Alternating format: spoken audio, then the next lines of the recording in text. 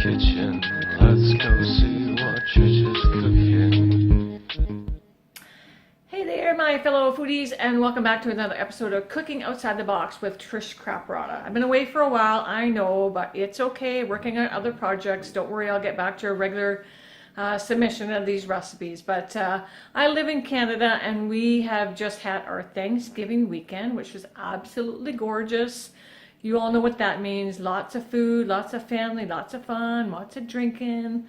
But it was really fun. I had a great time with my family. I'm hoping that wherever you are, you had a great time with your family. And if you're in the US or another country, then your Thanksgiving is coming up. So hopefully you'll enjoy it.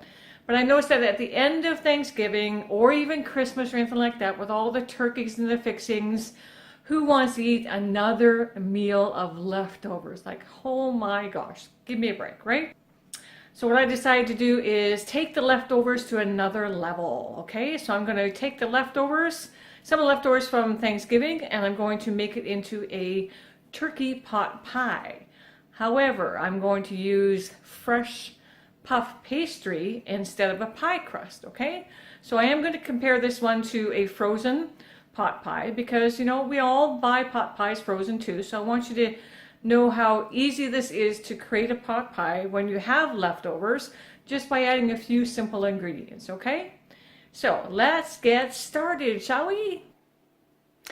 Okay, so here's all we're going to use today, okay? So we're going to do a little improvisation here. So we're not going to use all the ingredients from the leftovers we had on Thanksgiving. So I did get a really good pot pie, I think. It's a broccoli one though, but it's not, it's okay. I don't use broccoli because I can't eat it, but I picked out a pretty good one. Even contains some organic ingredients, so not bad, right? So we're going to take this pot pie, we're going to cook it, and then we're going to make our own. So all we're going to use now is some fresh vegetables that I cut up last night. I just took carrot, onion, celery, and mushrooms, and diced them really fine. And that's going to be our basis for our pot pie for today, okay? Of course, we got our lovely leftover turkey from our turkey Thanksgiving. We got some chicken broth, and we got some thyme and some bay leaves. And all I'm going to add is a little bit of salt here, okay? So let's get started, okay? So what we're really going to do is we're going to take the leftover turkey from our Thanksgiving turkey, and we're going to add some fresh vegetables to it because you don't want to add all the leftovers in a pot pie. It just tastes like leftovers again, right? So we want to kind of change the flavor and get a little bit of freshness to it. So last night I chopped up some onions, carrots, celery, and mushrooms and diced them very fine because in a pot pie you want things to cook evenly, so you don't want big chunks, okay? So I cooked them up all fine, and now we're going to actually prepare it. Let's get started, shall we? Okay, first of all, I'm going to heat the oven to 375, okay? The pot pie takes 350 and the other one takes 400, so we're going to even it out a bit so they cook together. So we're starting with a little bit of melted butter here because we are going to make kind of a roux when we add the vegetables and that for the pot pie. So just, I put about a quarter of a cup of butter in there. Again, I use butter, not margarine. And then these are the vegetables that I cut up last night. So there's some potatoes, carrots, celery, onions, and mushrooms, all really finely diced. You see that? Because they all have to cook together and they have to cook evenly, okay? So these are the vegetables that I cut up last night because I made this for my family last night, but I made a much bigger version. So we're going to add all of those in there. Again, super easy. All I used was, for last night, I used 2 potatoes, 2 carrots, 2 celery sticks, and 2 mushrooms. So kind of 2 of everything.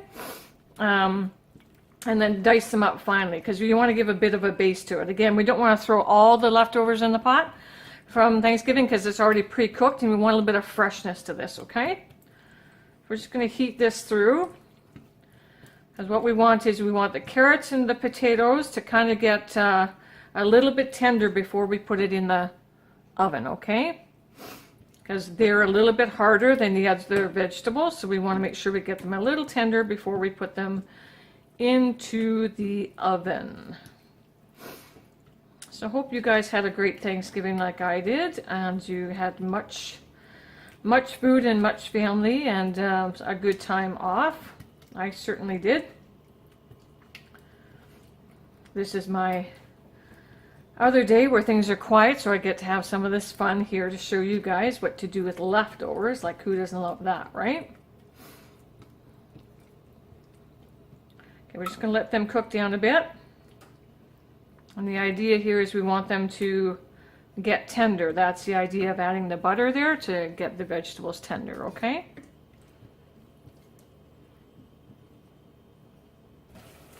Okay, so these have been cooking down for about 5 minutes. I'm just going to take a little sample of a potato, make sure that it is tender.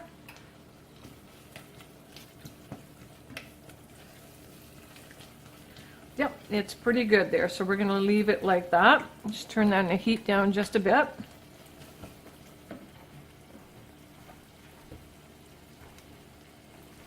Now, because we got that beautiful butter in there and the vegetables, we're actually going to make a bit of a roux now. If anybody knows what a roux is, you're just adding flour to liquid, whatever that liquid happens to be. Okay, so this is going to be the thickener that's going to go in to make the pot pie filling thick. So I'm going to do about 2 tablespoons of flour just to see how that goes first. I might add a little bit more, but we're going to play it by ear. This is going to look like a soupy, gooey mess here, but it's supposed to. Remember, this is just a thickener here. Okay, I'm going to add a couple more, so about 4 tablespoons, I guess, for the size of meal I'm doing here. Because we want that gravy in that pot pie to be really thick, okay? So even although this looks thick, don't worry about it, because when we add the broth to it, that's where the magic's going to happen, okay? So it should kind of look kind of cakey like that. It's supposed to be like that, so not to worry. Okay, so now what we're going to do, we're just going to open the broth, and we're going to add 2 cups of it's chicken broth. If you got your own turkey stock that you make from your turkey carcasses, go for that. But about 2 cups is about a half a carton. I am going to show you guys how to make turkey stock on another show. Okay, so we're just going to add this just a little bit at a time here. Make sure the flour incorporates in with the rest of it, okay? See how it changes color already? That's what you want. I'm going to add the rest of it now, so make sure we don't get any lumps. Nobody likes a lumpy chicken or turkey pot pie, right?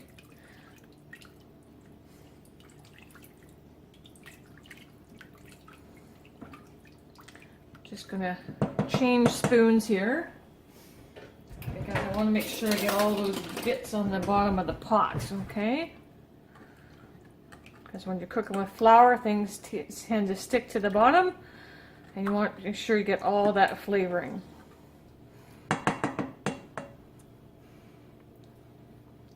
Okay, we're going to let that reduce down a bit. This is where you add your salt and pepper.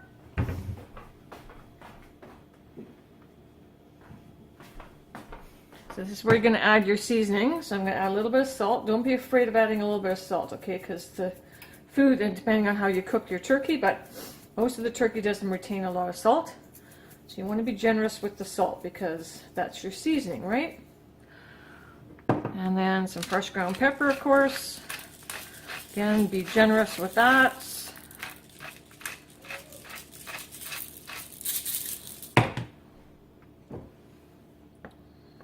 Keep stirring here, because we are letting this heat up and thicken up a bit.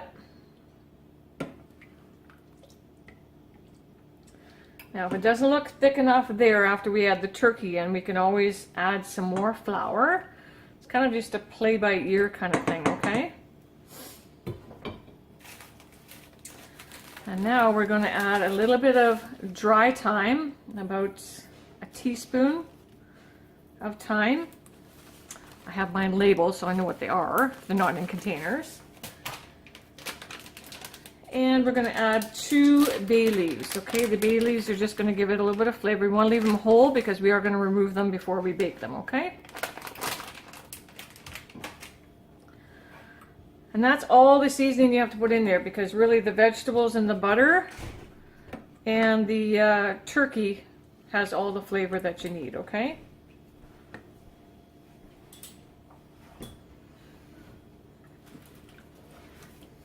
Just gonna cook that down a bit.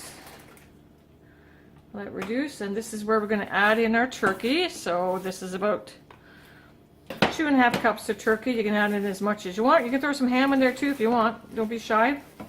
Whatever meat you want to put in there. And see how it's starting to look like a turkey pot pie?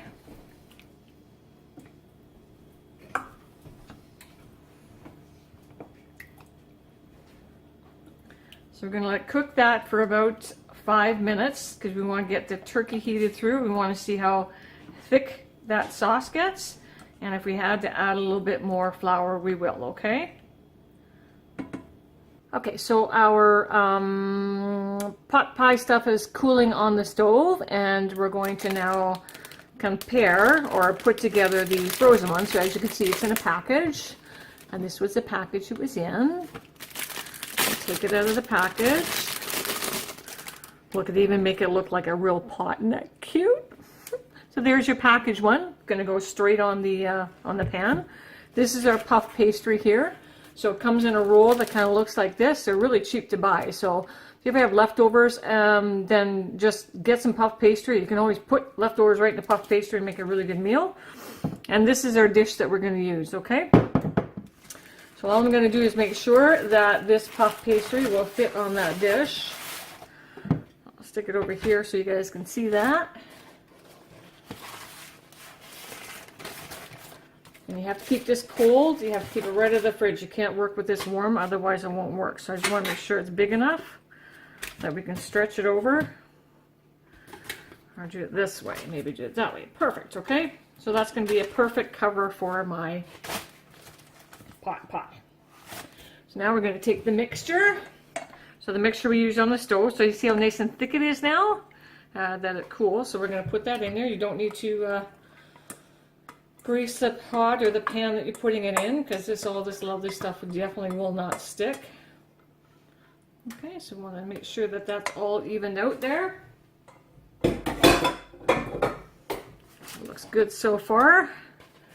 Now we're just going to layer puff pastry over the top, and you got to work with it quickly because it cools off so quickly. Okay, so that's all we're going to do. We're just going to do it like that. We'll leave the edges like that. We'll crimp them to the edge so they cover the pot. So the idea here is it just covers it just like a pie. Now you can put some fancy edges on it if you want to. But just make sure it's sealed, because that is what's going to make it puff up.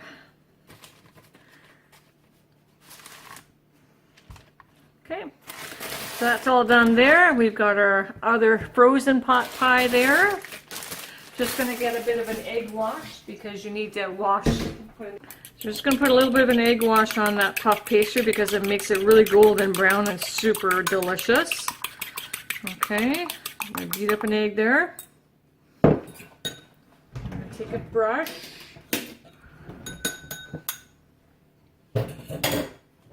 Now we're just going to put an egg wash on it, just like you would a pie, a normal pie if you bake. The egg wash, as you know, makes it golden brown and lovely. And you got to work with that puff pastry quick, because it starts to kind of melt down a bit. There's my oven heated there. So that was good timing. You want to put this all the way around the edge. Don't be shy with it, because that's what's going to make it look yummy.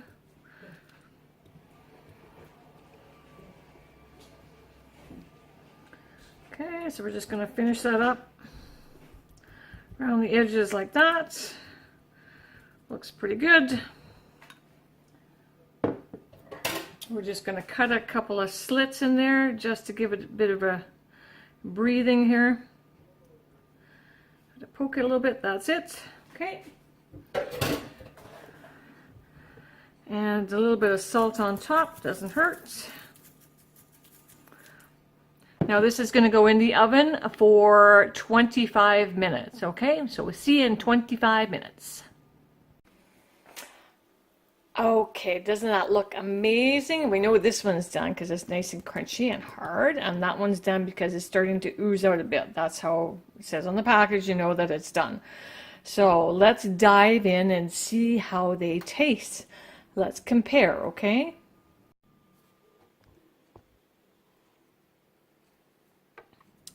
So this one is the pot pie that's frozen. All we did is took it out of its little container here. Okay, so we're going to cut into that. Let's see what that looks like.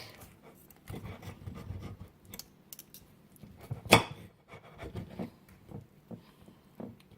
not bad, right? So it looks pretty good. Okay, so we're going to take a little sample of it. So that doesn't look too bad on the inside there. And now we're going to take a piece of our other one, which is this one. And I wanted to show you how we cut into that. Can you hear that? And nice and crunchy. That's so nice about puff pastry. It just bubbles up and is so nice. So let's cut into that. I want you to see this so that you can actually look at the steam coming out of there. Oh my goodness.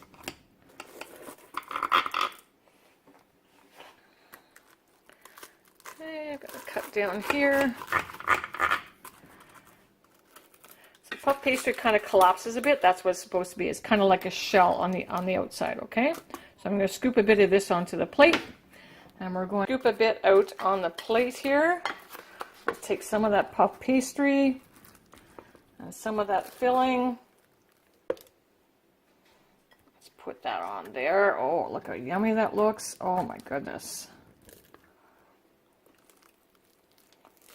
Let's pour a little bit of that. Top. Oh, it's not delicious. Look at that. That pastry is so nice. Now let's put them side by side so that we can compare them just like I do the other ones. And here's your pot pie, frozen pot pie, and this is the one we made, okay? So I'm going to take a sample of each one now. My light is going out because the sun's going down a lot earlier now, so I'm losing a bit of light in my kitchen here. So let's take some of the pot pie that came in the package, okay? I mean, it doesn't look too bad, right? It looks pretty good. So let's try and get this.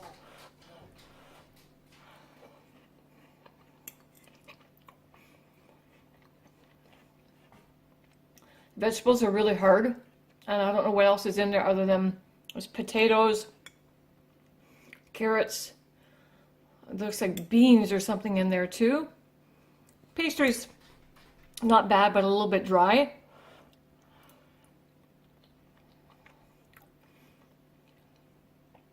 But like anything else, it tastes packaged.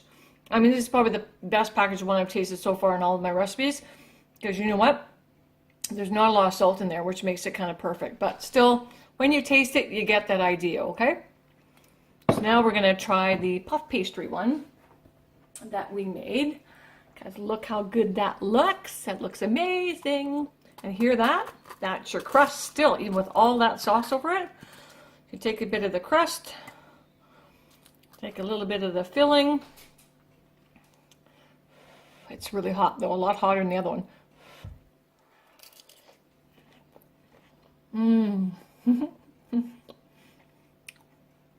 Oh my gosh, that is so amazing. Seasoning is perfect again. Well, the puff pastry makes it really buttery, really crunchy, so it certainly adds a little bit more of that flavor to it. And the vegetables are cooked just perfectly. Remember I said you gotta get them tender first so that they cook all the way through.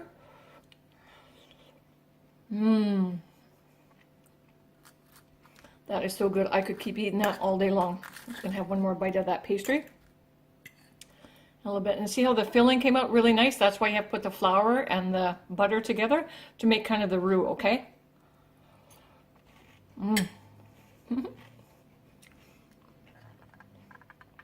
I wish you could taste this, but you're going to taste it because you're going to make the same thing, okay? That was amazing. And you saw it didn't take very long, right? So that was amazing. What a difference in the flavor. And that's the idea about this cooking outside the box, is you got to cook the frozen part with it, with the fish, because you'll never get the idea of what I'm trying to do here unless you do both.